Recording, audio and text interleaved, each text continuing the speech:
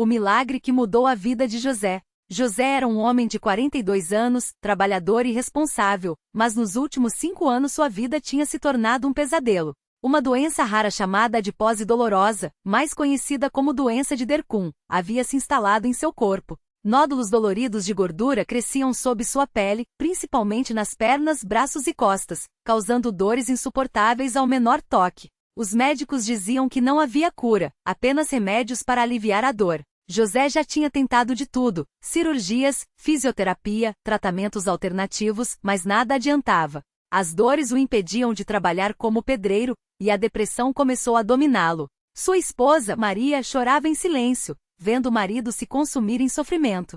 Um dia, enquanto caminhava pela rua com dificuldade, José passou em frente a um prédio simples, sem cruzes ou imagens chamativas, apenas uma placa discreta. Congregação Cristã no Brasil. De dentro, ouviu vozes cantando em uníssono, sem instrumentos, apenas a melodia pura dos irmãos. Algo naquele som tocou seu coração. Ele parou, encostou-se na parede e escutou.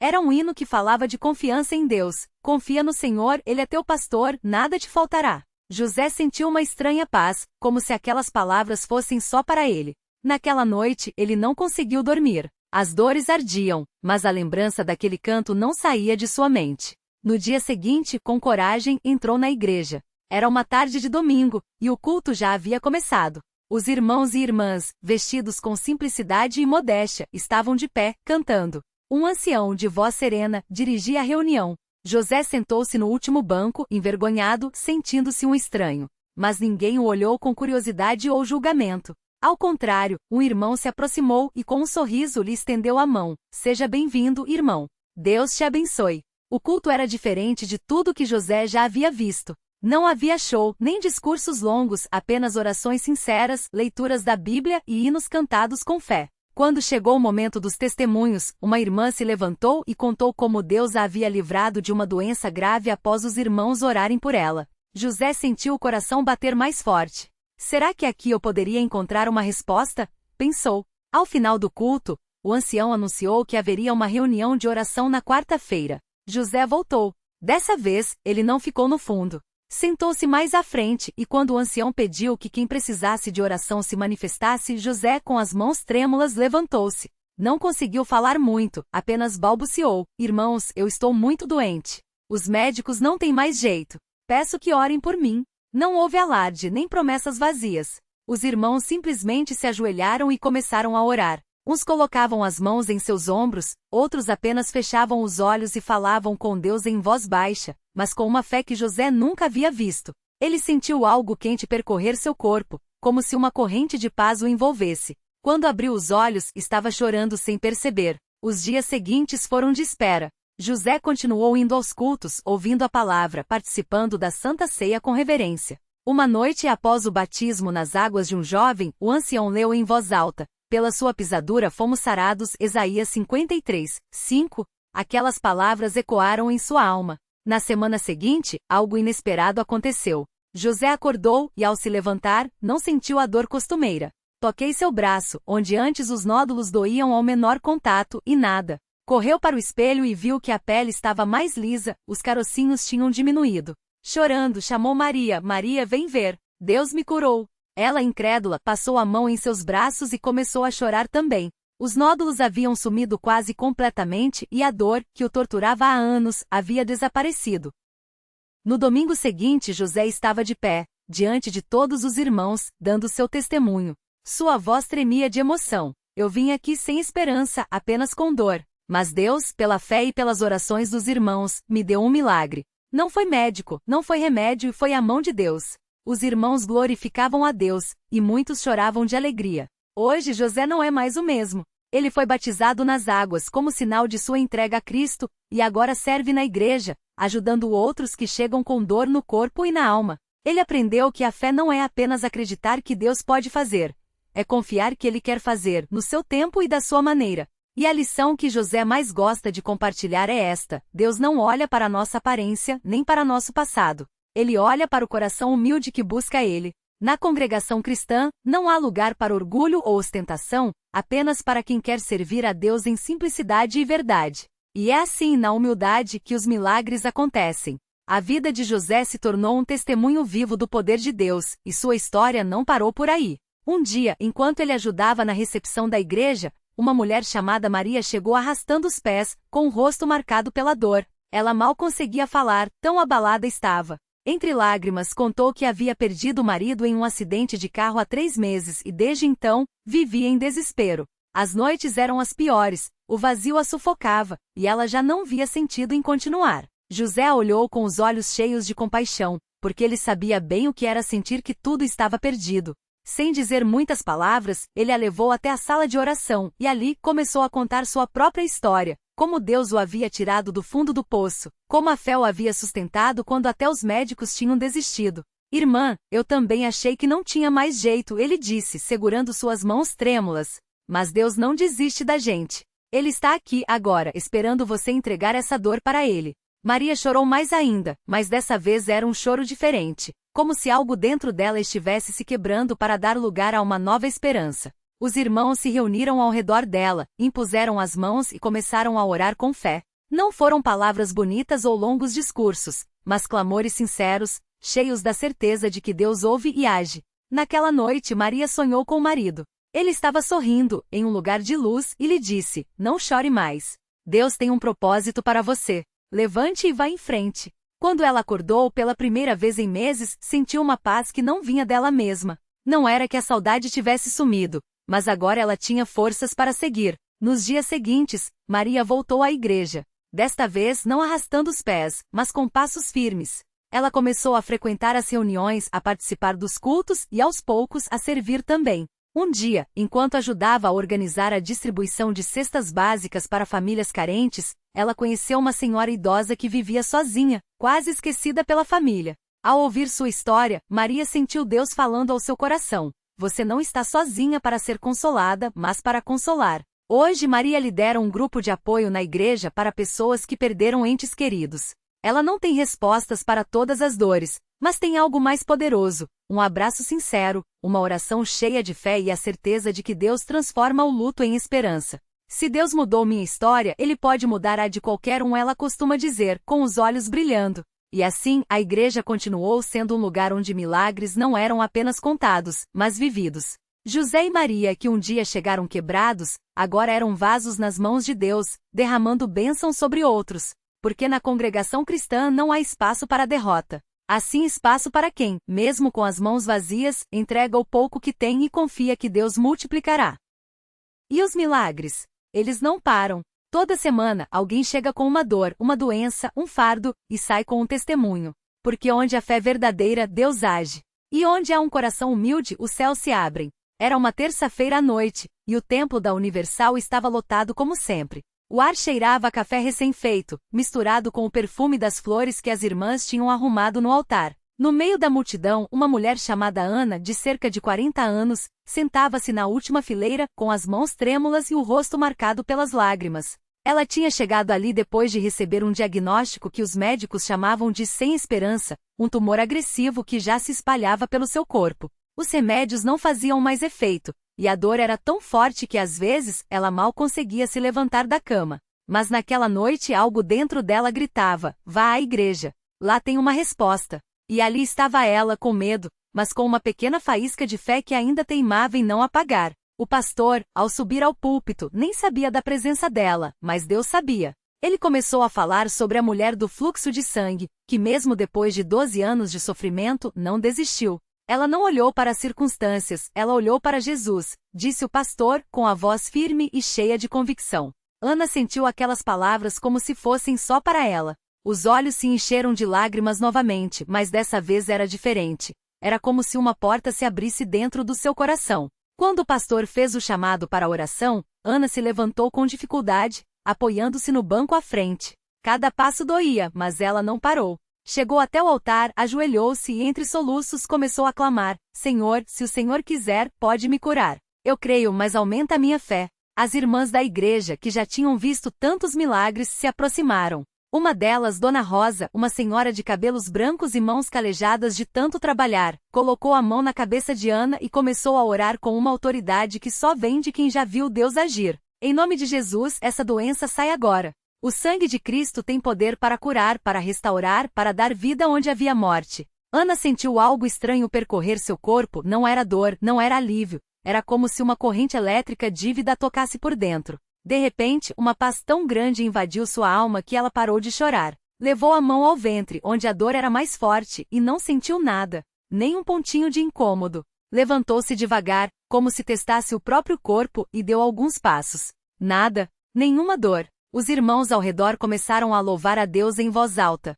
Glória a Deus! Aleluia! Ana olhou para as próprias mãos, ainda trêmulas não de fraqueza, mas de emoção, e começou a rir. Rir de alegria, de alívio, de gratidão. Estou curada! Jesus me curou! Ela gritou, e o templo inteiro explodiu em glorificação. Nos dias seguintes, Ana voltou ao hospital para novos exames. Os médicos, incrédulos, olharam e reolharam os resultados.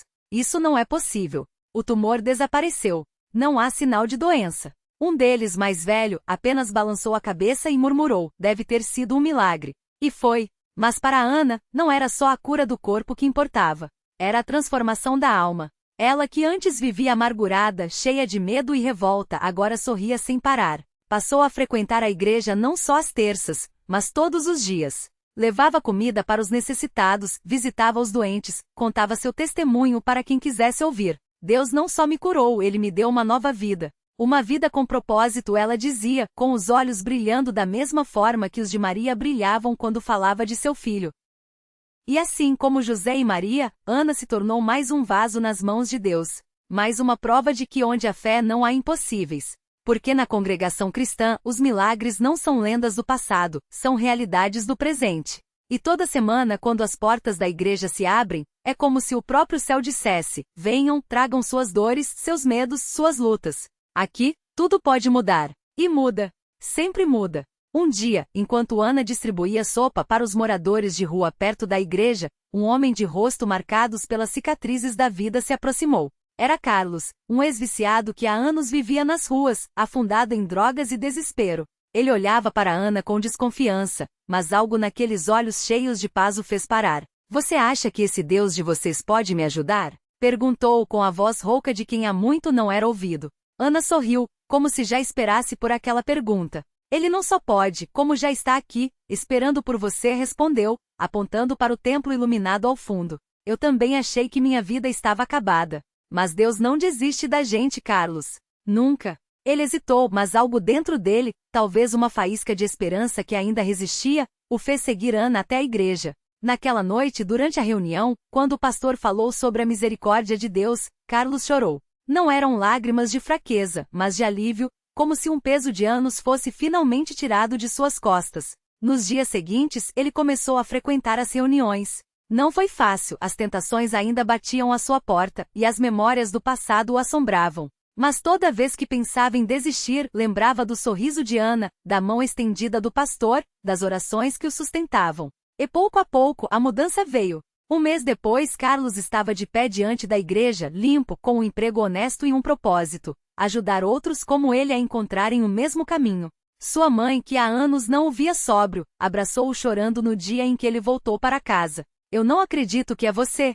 Ela sussurrou, tocando seu rosto como se quisesse confirmar que não era um sonho. É sim, mãe.